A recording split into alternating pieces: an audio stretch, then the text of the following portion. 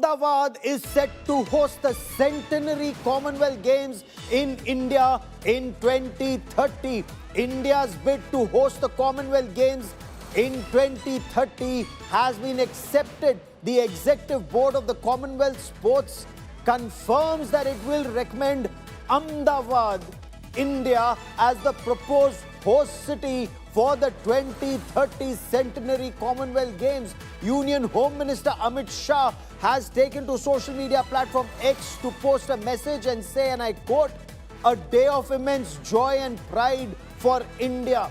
Heartiest congratulations to every citizen of India on the Commonwealth Association's approval of India's bid to host the Commonwealth Games 2030 in Ahmedabad."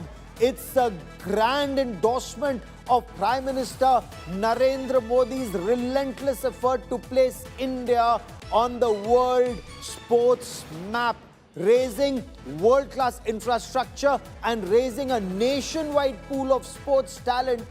Modi ji has made India a marvel of a sports destination. This is a very important step. 2030, the Commonwealth Games will be held in India and in Ahmedabad.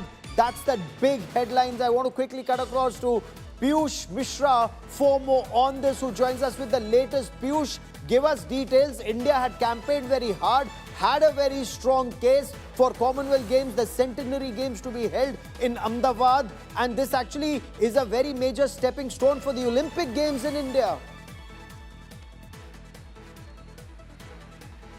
Well, also at the same time, Gaurav, it is going to be a proud moment for India, as India is going to host the centenary celebrations of Commonwealth Games. So remember that in September of 2025, there was a cabinet meet which took place at PM Modi's residence. In that cabinet, it was decided that India is going to propose a bid to have the celebrations, to have these Commonwealth Games here in India.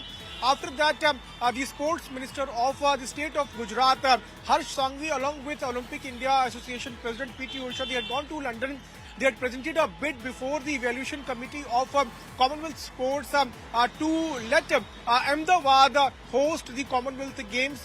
And after the thorough scrutiny, looking into the infrastructure development, governance, technical deliveries, and also the experience which the players will have, the committee, the evaluation committee has now finally given